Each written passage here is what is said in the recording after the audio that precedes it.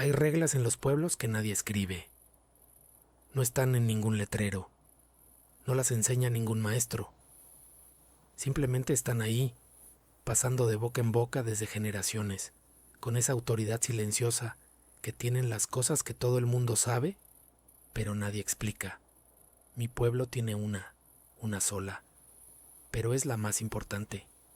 Si escuchas 3 golpes en tu puerta de noche, no abras, sin importar la hora, sin importar lo que escuches después, sin importar si reconoces la voz que te llama desde afuera. No abras.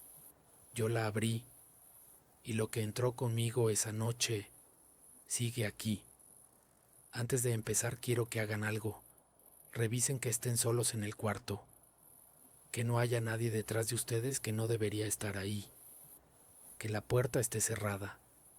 Bien, esta noche les traigo 2 historias que no van a olvidar fácil, no porque sean espectaculares, sino porque son exactamente el tipo de cosa que podría pasarle a cualquiera, incluso a ustedes. Empecemos. Volví al pueblo de mis abuelos a los 34 años, no por nostalgia, por trabajo. Me ofrecieron un contrato de 6 meses para supervisar una obra de infraestructura en la zona, y el sueldo era suficientemente bueno para aceptar, aunque significara dejar la ciudad y vivir en un lugar donde no había señal decente y el único restaurante cerraba a las 8 de la noche. Me instalé en la casa de mi abuela, que llevaba 2 años vacía desde que ella murió. Grande para uno solo, fría en las noches, con ese olor particular de las casas viejas que se instala en la ropa sin pedir permiso. Pero era gratis y era mía por 6 meses. La primera semana fue de adaptación. Conocí de nuevo al pueblo. Saludé a gente que me recordaba de niño. Comí en casa de mi tía 3 veces porque ella insistía en que yo no sabía cocinar, cosa que era completamente cierta. Fue en esa primera semana cuando mi tía me recordó la regla. Lo hizo de pasada mientras me daba un recipiente con frijoles para llevar. Ya sabes que en esa casa, si escuchas 3 golpes de noche, no abres. Lo dijo como quien recuerda apagar la estufa antes de salir. Sin drama, sin explicación. Sí, tía, le dije, pero no lo decía en serio. 34 años viviendo en la ciudad me habían quitado la capacidad de tomar en serio ese tipo de cosas. Las supersticiones del pueblo me parecían encantadoras en la infancia y un poco condescendientes en la adultez. La primera vez que escuché los golpes fue un jueves, 2 de la mañana, 3 golpes en la puerta principal, secos, espaciados, como los de alguien que llama con los nudillos sin apresurarse. Me desperté de golpe. Me quedé quieto escuchando. Silencio. Pensé que había sido un sueño. Me volví a dormir. La segunda vez fue el sábado siguiente. Misma hora. 3 golpes. Misma cadencia. Esta vez me levanté. Caminé hasta la puerta principal. Miré por la ventana lateral sin encender ninguna luz. La calle estaba vacía, sin personas, sin animales, sin nada que justificara los golpes. Volví a la cama diciéndome que era la madera de la casa contrayéndose con el frío de la noche. Me lo creí casi completamente. La tercera vez fue una semana después. 2:15 de la mañana, 3 golpes. Y esta vez, después de los golpes, una voz. La voz de mi abuela. Sé cómo suena eso. Sé exactamente cómo suena. Pero era su voz, su tono, su manera específica de alargar la última sílaba de mi nombre cuando me llamaba de niño. Decía mi nombre una vez, en voz baja, como si no quisiera despertar a los vecinos. Me quedé paralizado en la cama, el corazón golpeándome tan fuerte que podía escucharlo. Mi abuela llevaba 2 años muerta. Me dije que era el sueño todavía pegado, que el cerebro mezcla cosas cuando uno despierta de golpe en la madrugada, que la voz Era una interpretación de algún sonido del pueblo, el viento, un animal, algo perfectamente mundano que mi cabeza adormilada había convertido en la voz de mi abuela. Me lo repetí varias veces, pero no me levanté. No caminé hacia la puerta. Esa noche no. A la mañana siguiente fui a casa de mi tía. Le conté los 3 golpes. Le conté la voz. Ella me escuchó sin interrumpir, sin cambiar la expresión. Cuando terminé, me miró fijo. ¿Abriste? No. Exhaló despacio. Bien, dijo. No vuelvas a abrir aunque escuches lo que escuches.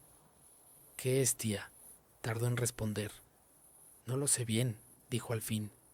Solo sé que lleva mucho tiempo rondando esa casa y que usa las voces de los que uno quiere porque sabe que eso es lo que abre las puertas. Debí haberle hecho caso, debí haberme ido de esa casa esa misma semana, pero el contrato tenía 5 meses más. Y yo era un hombre adulto y racional que no iba a huir de una superstición pueblerina. Eso me dije. Los golpes volvieron 4 noches después, 2 de la mañana. 3 golpes. La voz de mi abuela. Me quedé en cama. Luego la voz cambió. Empezó a sonar como mi madre, llamándome, diciéndome que abriera, que estaba afuera y hacía frío y solo quería entrar un momento.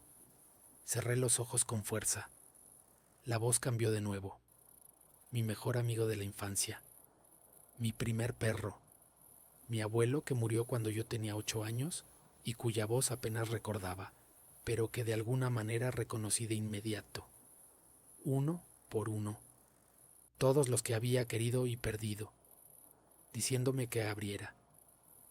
No abrí, pero en algún momento entre la oscuridad y el miedo y las voces, me quedé dormido y tuve un sueño. Estaba parado frente a la puerta principal de la casa, de noche, con la mano en la manija, y en el sueño, sin poder evitarlo, la abría. Me desperté cuando el sol ya estaba alto. Me senté en la cama. La casa estaba en silencio, todo normal. Fui a la cocina a prepararme café, y entonces vi que la puerta principal estaba abierta. No de par en par, solo un poco, unos centímetros, como si alguien la hubiera empujado apenas, desde adentro. Me acerqué despacio, empujé la puerta para cerrarla, y antes de que cerrara del todo miré hacia la calle, vacía, pero en el umbral, en el polvo fino que se acumula en el piso de las casas viejas, había huellas que entraban y no salían. Llamé a mi tía desde el umbral sin entrar de nuevo a la casa. Le describí lo que veía. Hubo un silencio largo. ¿Cómo te sientes?, preguntó. La pregunta me pareció extraña. Bien, dije. Asustado, pero bien. Otro silencio. ¿Seguro?, dijo. ¿No sientes nada diferente? Y entonces lo noté. Un peso. En el pecho. Leve. Como cuando uno carga algo sin darse cuenta y solo lo siente cuando se detiene. ¿Qué entró conmigo, tía? Su voz cuando respondió era la más tranquila y la más triste que le había escuchado. Lo que siempre estuvo esperando afuera, dijo. ¿Y cómo lo saco? Silencio largo. No sé si se puede, dijo al fin. Y eso fue todo. Terminé el contrato. Volví a la ciudad. El peso en el pecho nunca se fue del todo. A veces es más notorio. En las noches principalmente. Cuando la casa está en silencio y uno está solo y la oscuridad es completa. Una sensación de que el espacio a tu alrededor no está del todo vacío. De que algo comparte el aire contigo. Mi tía vendió la casa ese mismo año. No me dijo a quién. No quise saber. Solo espero que quien la compró sepa la regla. Y que cuando escuche 3 golpes en la madrugada, no cometa el mismo error que yo. Porque hay cosas que no necesitan que les abras la puerta para entrar. Solo necesitan que sueñes que lo haces. Y con eso es suficiente. La segunda historia de esta noche es más silenciosa. No hay voces, no hay golpes, solo una mujer, su cuarto y una grabadora encendida mientras duerme, y algo que lleva semanas respirando sobre su cara sin que ella lo supiera. Quédense. Empecé a grabar mis noches por una razón completamente mundana. Mi médico sospechaba apnea del sueño. Me despertaba cansada aunque hubiera dormido 8 horas. Tenía dolores de cabeza en las mañanas. Los síntomas clásicos. Me recomendó grabar audio mientras dormía para detectar pausas en la respiración antes de ordenar un estudio formal. Descargué una aplicación. La configuré para que grabara solo cuando detectara sonido. Y la primera noche la dejé encendida sobre el buró. Simple. Clínico. Sin ningún misterio. Eso pensaba. Las primeras 3 noches el audio era exactamente lo que esperaba. Mi respiración. Algunos movimientos cuando me daba vuelta. Una vez el sonido del refrigerador desde la cocina. Nada más. La cuarta noche la aplicación grabó algo diferente. Lo escuché mientras desayunaba, con el teléfono en la mano y el café en la otra, sin esperar nada en particular. Durante los primeros minutos todo normal. Mi respiración, lenta y pareja, la de alguien dormido profundo. Y entonces, a los 4 minutos con 32 segundos, otra respiración. Me detuve. Retrocedí el audio. Lo escuché de nuevo con los audífonos puestos. Ahí estaba, debajo de la mía, más lenta, más profunda, con un ritmo diferente al mío, como si viniera de unos pulmones más grandes o de alguien que controlaba conscientemente cada inhalación. Me quedé sentada en la cocina durante un momento que no supe medir. Busqué una explicación, el refrigerador, el vecino de arriba, algún aparato electrónico que generara ese sonido.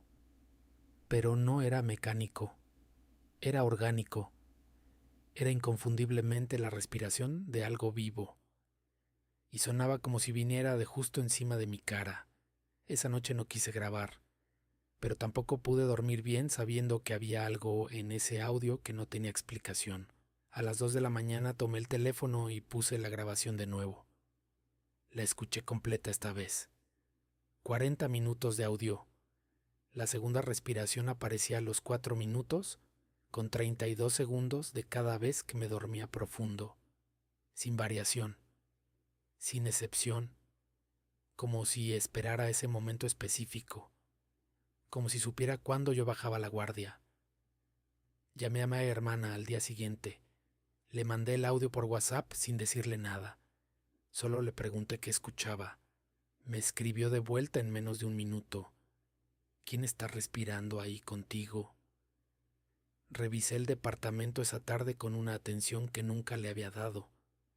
Debajo de la cama, dentro del closet, detrás de los muebles, cada rincón donde algo pudiera estar escondido. Nada. Las ventanas cerradas con seguro, la puerta principal con doble llave, sin señales de entrada forzada, sin nada fuera de lugar. Solo mi departamento, solo mis cosas, solo yo. Llamé al administrador del edificio y le pregunté si había quejas de ruidos entre departamentos, si algún vecino había reportado algo extraño. Me dijo que no. Le pregunté si el departamento tenía algún historial particular. Hubo una pausa. ¿A qué se refiere?, preguntó. Si alguien tuvo algún problema aquí antes. ¿Si pasó algo?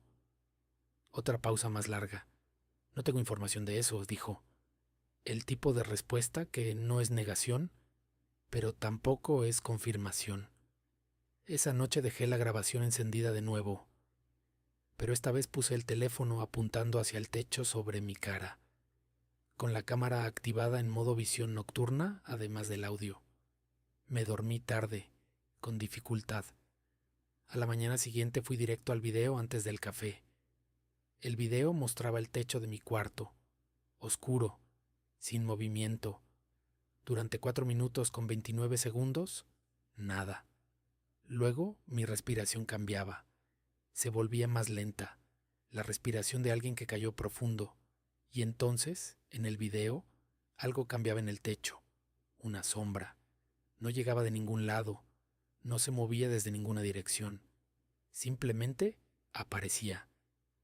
Justo encima de donde yo dormía. Oscura, densa, sin forma definida pero con un volumen que no debería estar ahí. Y del audio, en ese momento exacto, la segunda respiración. Lenta, profunda, paciente. No grité cuando lo vi. Me quedé muy quieta frente a la pantalla del teléfono con el café enfriándose en la mano. Porque lo que me paralizó no fue la sombra. Fue otra cosa. Algo que noté después de ver el video 3 veces. La sombra no estaba inclinada sobre mí de manera aleatoria. Tenía una orientación específica, donde debería estar su cara. Estaba sobre la mía. Me fui esa misma tarde a casa de mi hermana. Le mostré el video. Ella lo vio 2 veces sin decir nada. A la tercera vez pausó el video en el momento exacto donde la sombra era más densa. ¿Cuántas noches grabaste?, preguntó. 8. ¿Y en cuántas apareció esto? Revisamos los 8 videos juntas esa noche. La sombra estaba en los 8. Siempre en el mismo momento, siempre en la misma posición, siempre con esa orientación específica. Pero había algo más que no había notado sola. Algo que solo vi cuando los pusimos uno tras otro en orden cronológico. La primera noche la sombra estaba cerca del techo, lejos, como observando desde arriba. La segunda noche estaba un poco más abajo, la tercera un poco más, la cuarta, la quinta, la sexta. Cada noche un poco más cerca de mi cara, como si algo estuviera descendiendo despacio, tomándose su tiempo, sin apresurarse. La octava noche, la última que grabé, la sombra llenaba completamente el encuadre de la cámara. No se veía el techo, no se veía nada más, solo la sombra, y el audio de esa noche era diferente a todas las anteriores.